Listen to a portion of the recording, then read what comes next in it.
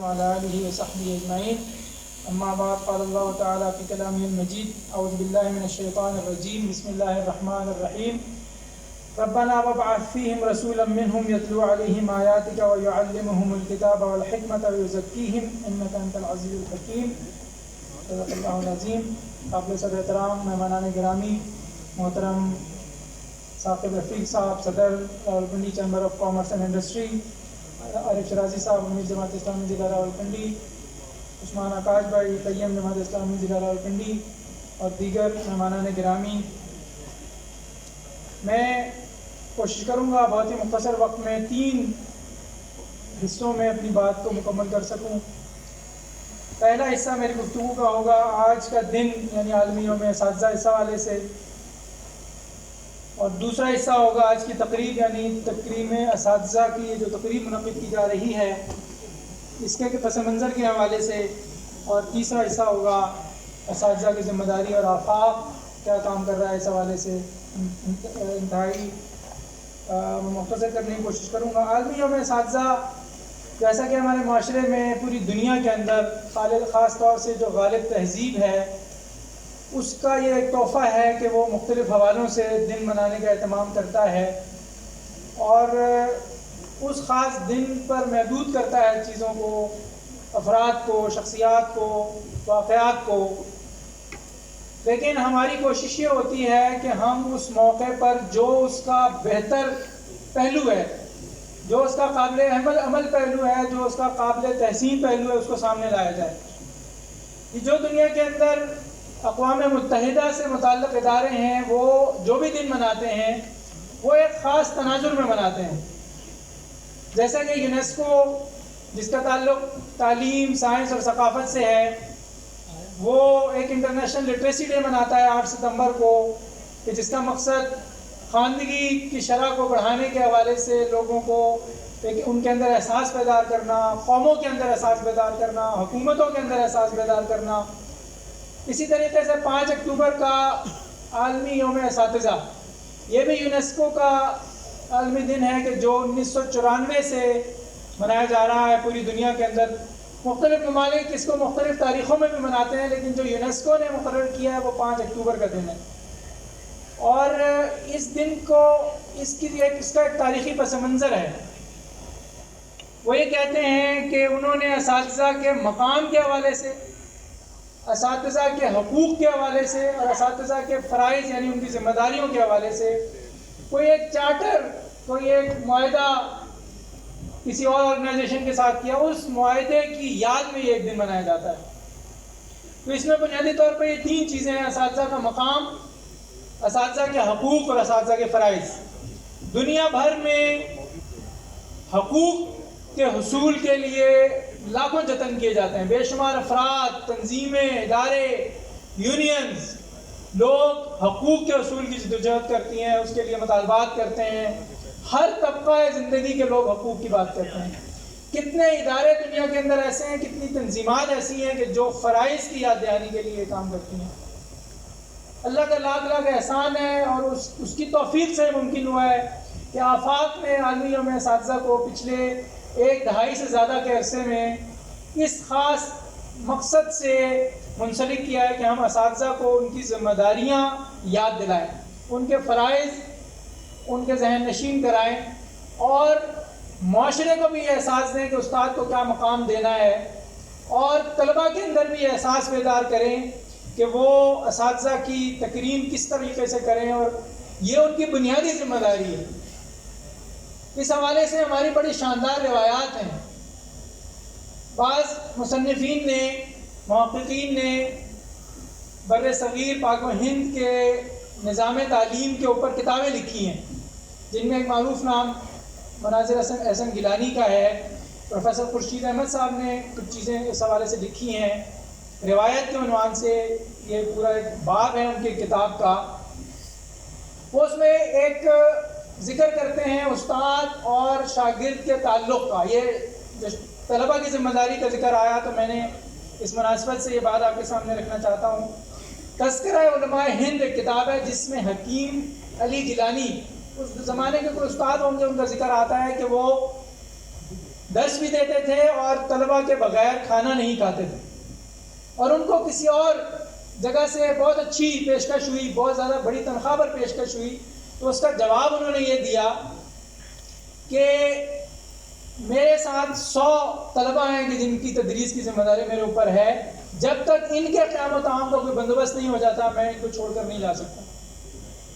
اور یقیناً طلباء کا بھی ان کے ساتھ بڑا گہرا تعلق ہے، ایک قلبی وابستگی تھی، اور قلبی وابستگی کی وجہ کیا تھی؟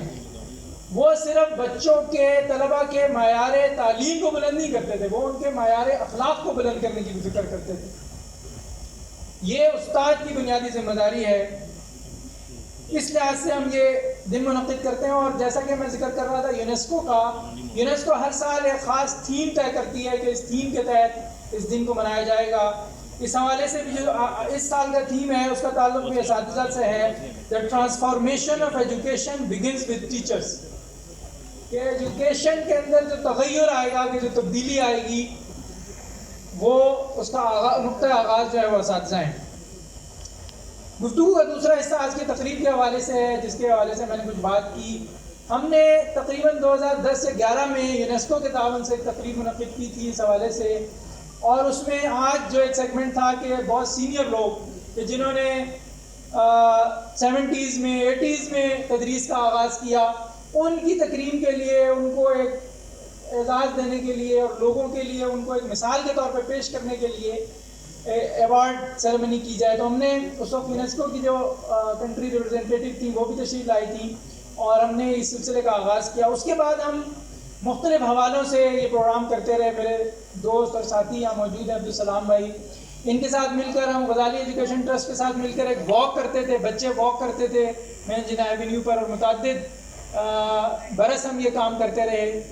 اس طریقے سے ہم نے ایک مذاکرہ ایک سال منعقد کیا تھا، اس میں بھی غزالی ایجوکیشن ٹرسٹ ہمارے ساتھ تھا۔ پھر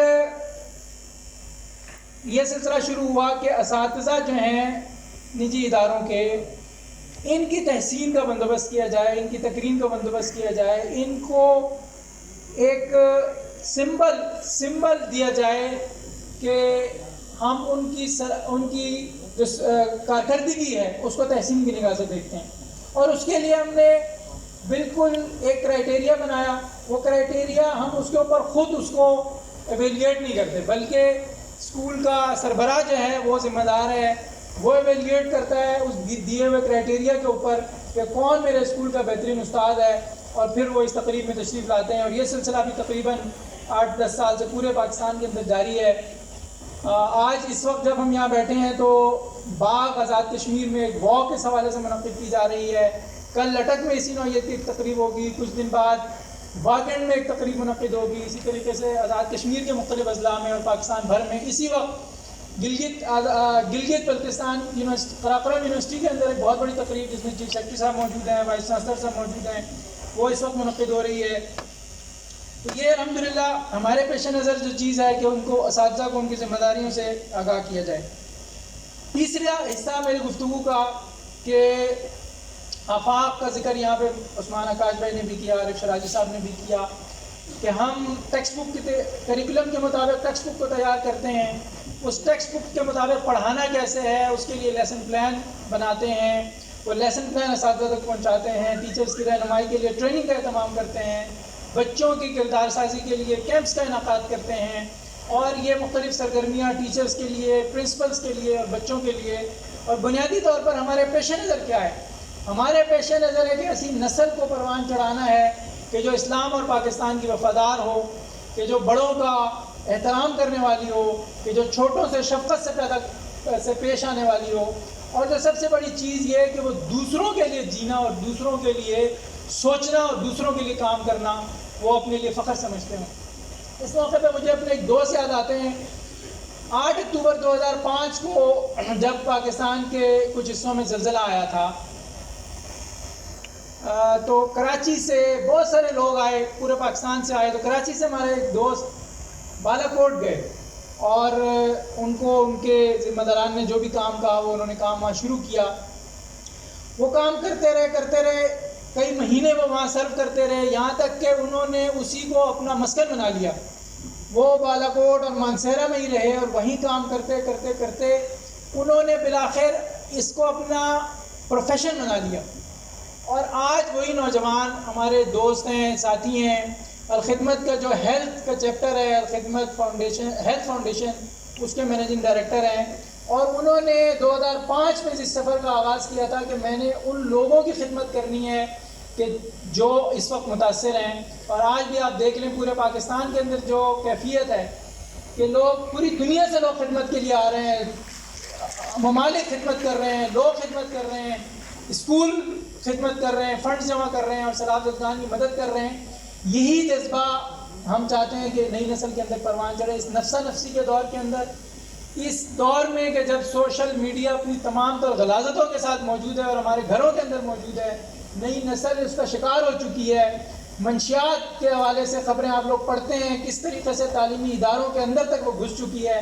ایسے ماحول میں ایسی نسل کو پروان چڑھانا یہ ہماری ذمہ داری ہے۔ اساتذہ کے لیے ایک کوٹ میں آپ کے سامنے رکھوں گا، بلکہ دو۔ یہ دونوں ایک آئرش مصنف ہے، آئرلینڈ سے تعلق تھے، سیاستدان بھی تھے، جارج برنارڈ شاہ۔ پہلا انہوں نے تھوڑا سا کامک کہہ لیں اس کو، اس سے مزاح کے طور پر انہوں نے کہا کہ those who can they do, those who cannot they teach۔ جو کچھ کر سکتے ہیں وہ کر گزرتے ہیں، اور جو کچھ نہیں کر سکتے وہ ٹیچ کرتے ہیں۔ تو یہ بہرحال آپ لوگوں کے لیے نہیں ہے۔ جو اہم بات ہے وہ اس کا ترجمہ یا ترجمانی کی ہے معروف مصنف ہیں اور مختار مسعود، جو کہ علی گڑھ سے پڑھے ہوئے تھے اور سیکٹری تھے، اور مینار پاکستان کی تعمیر جو ہے وہ ان کے کریڈٹ پہ جاتی ہے۔ انہوں نے ترجمانی کی ہے، وہ یہ کہتے ہیں کہ وہ مقام جہاں خواہش قلبی اور فرض منصبی کی حدیں آپس میں مل جائیں وہ خوش بختی کا مقام ہے۔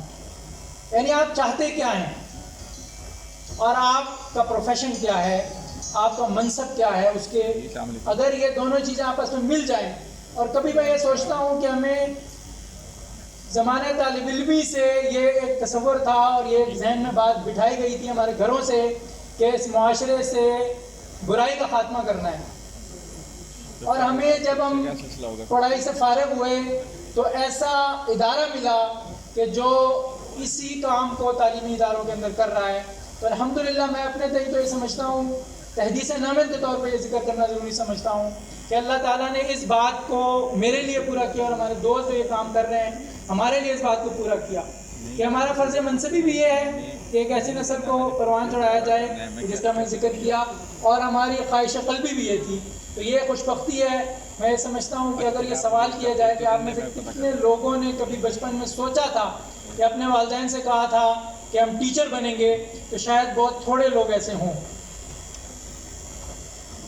لیکن اگر آپ اس پروفیشن میں آ گئے ہیں تو پھر پورے دل جمی کے ساتھ، پوری لگن کے ساتھ اپنے اس منصب کے تقاضے کو پورا کیجئے۔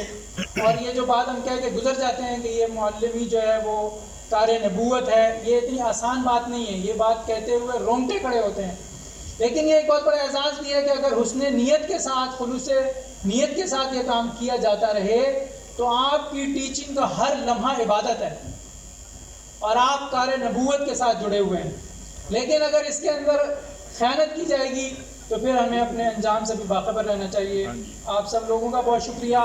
میں جو ہماری انتظامیہ ہے، احسن حامد بھائی، عبدالعزیز بھائی اور ان کی پوری ٹیم، فیصل، مبین، وسیم اور دیگر جتنے ساتھی اس پروگرام کے لیے کام کرتے رہے، عزیز، نبیل، اور جو اسکول کے طلباء یہاں پر ہیلپ کر رہے ہیں، ان کو بھی مبارکباد پیش کرتا ہوں کہ انہوں نے یہ شاندار محفل سجائی۔ اقول قولی ھذا استغفر اللہ لی ولکم ولسائر المسلمین والحمد للہ۔